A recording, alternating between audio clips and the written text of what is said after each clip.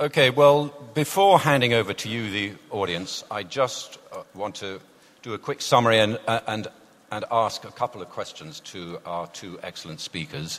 It seems to me that there is actually quite a surprising amount of background agreement once you take into account the pretext for intervention, particularly what David describes as hard intervention. So, for example, if there is genocide impending or obviously about to take place or actually taking place, if a country has degenerated into civil war, if you have your Rwanda or Bosnia or Kosovo, it seems that both sides are broadly of the opinion that some kind of hard intervention is necessary on moral grounds, on overriding moral grounds, really.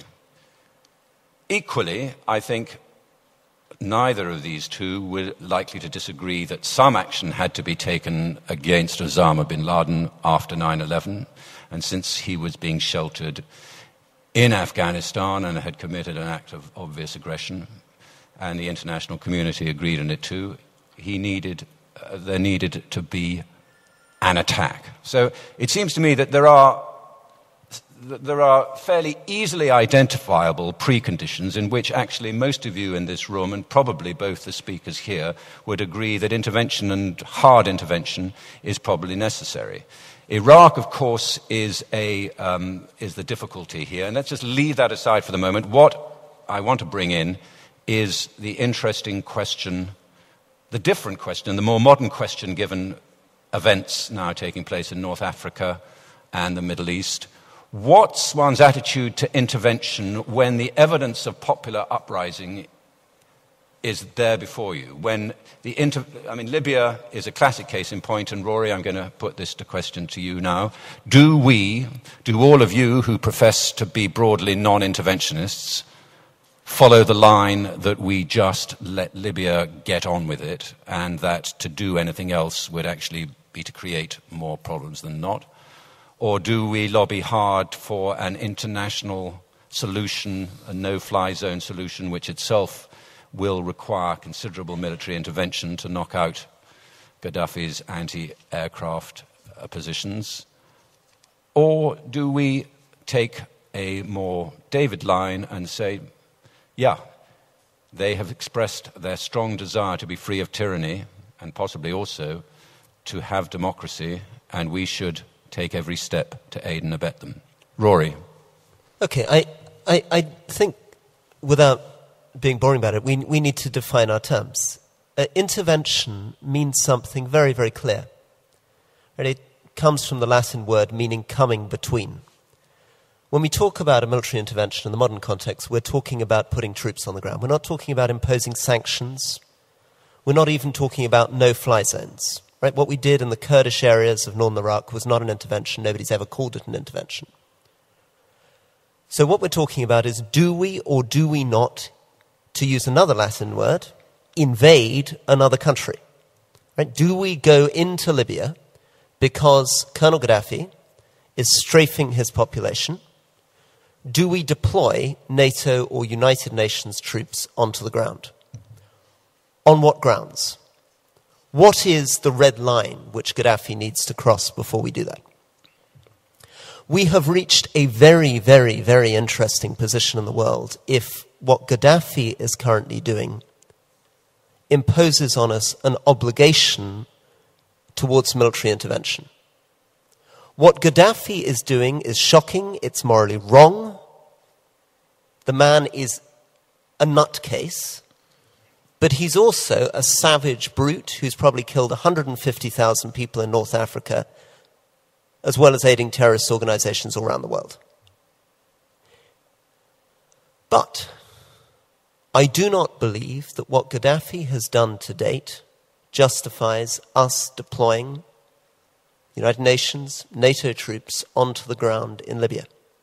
Full stop. And just by the by, do you think you are at one with your party leader on this?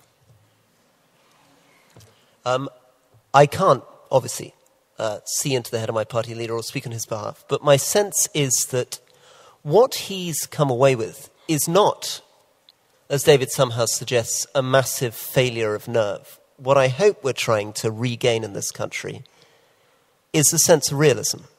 Not a sense of selfish realism, in other words, pragmatic but moral, right? A realism that could be interested, as David Owen is, in the notion of setting up some kind of air supremacy, certainly interested in sanctions, certainly interested in, broadly speaking, making that region, as we have to make it, by any means at our disposal, more prosperous, more stable, more humane in 20 years' time than it is today.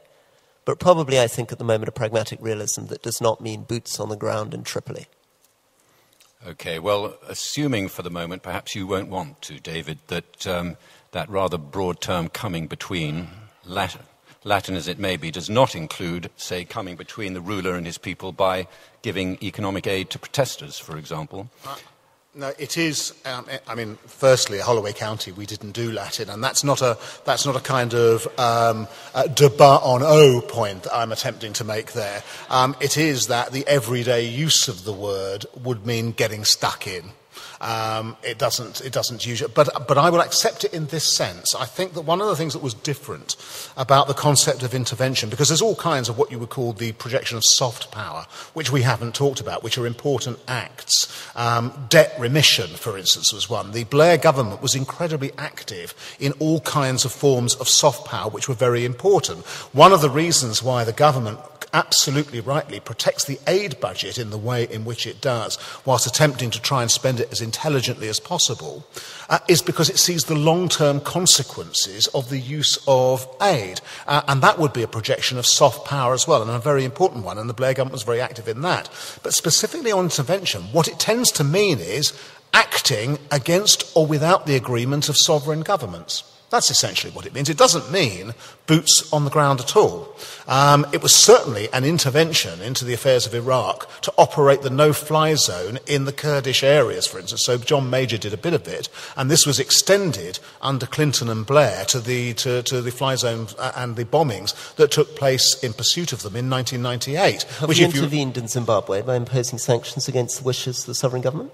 Yes, in a way we have intervened. The question about whether you've intervened sufficiently in Zimbabwe, but you can see an argument in the past for not intervening against Zimbabwe, or earlier not intervening at the first signs that the Zimbabwe government were doing things that were wrong. I mean, what becomes the trigger for these things is always very important. So essentially, I would accept intervention not as boots on the ground, but as intervening against the sovereign government. And the question rises. So I wouldn't imagine any scenario, just about, in which British troops set foot in Libya again for the first time since, 1944 or whatever it was, and so on. And we see, the Tommies in Benghazi yet again. But look at the difficulties in getting a no-fly zone agreed.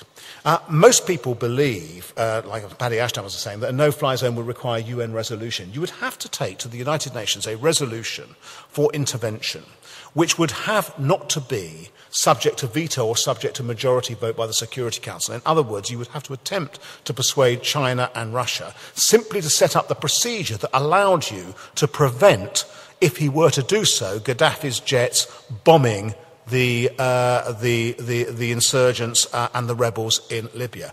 Now, I put it to you that under the circumstances where, and it may not happen, Gaddafi was able to use his air force to destroy the rebels in that and that process was underway, we would find it very much in our interest to try and intervene. It may be that Rory agrees with that. I simply don't know. There's been a big argument about it.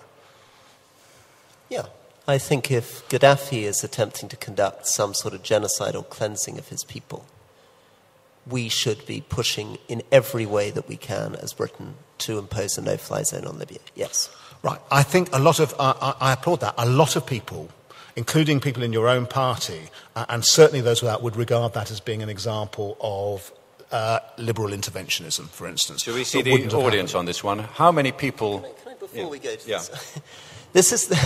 This is going to not be much of a debate if intervention means any form of foreign policy conducted against any unfriendly regime anywhere in the world.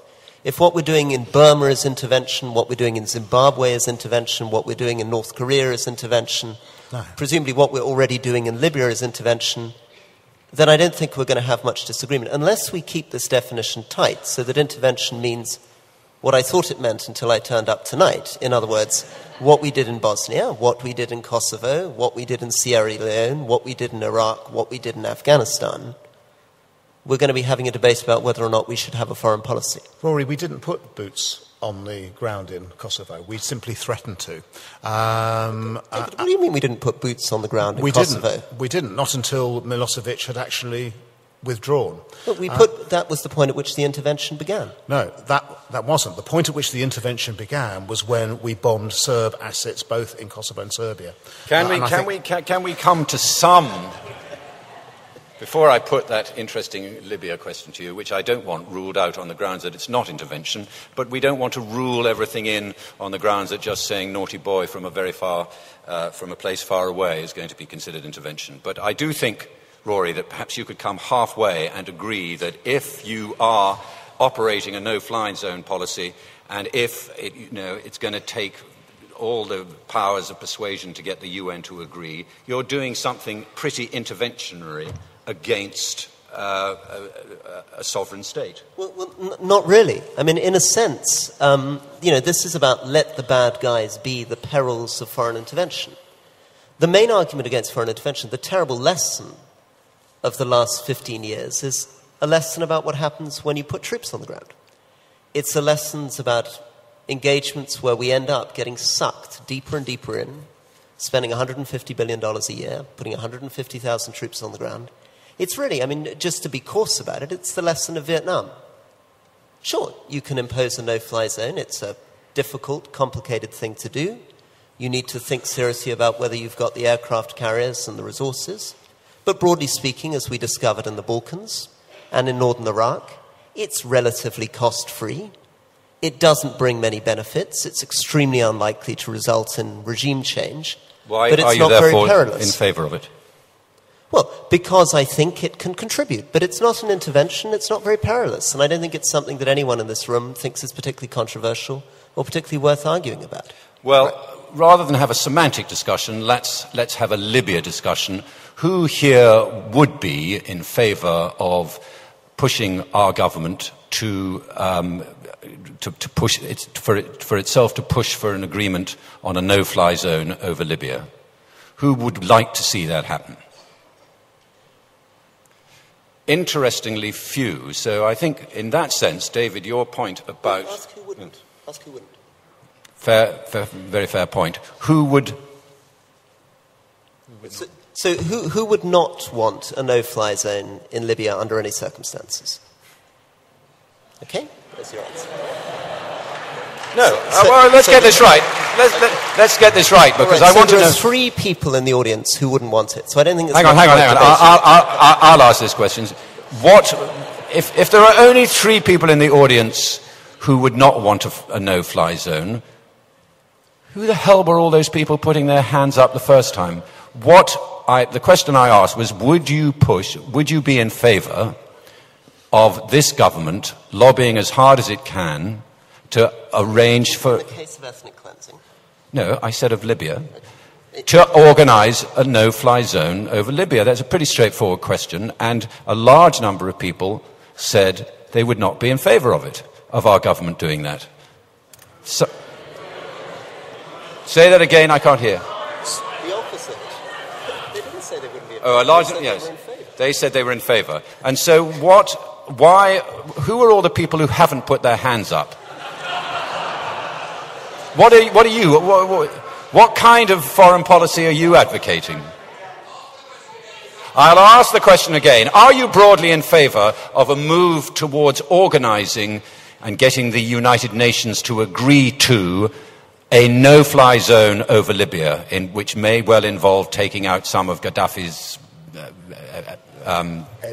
air defences? And how... Yes. Okay. Once again, it has to be said, the people who are broadly in favour of that, there's a relatively paltry number, admittedly a better number than the one lone gentleman who said he was against it last time. But then, where's the rest of you? What are the rest of you? I think I can answer the question, right? Presumably the answer is it depends on the circumstances, right?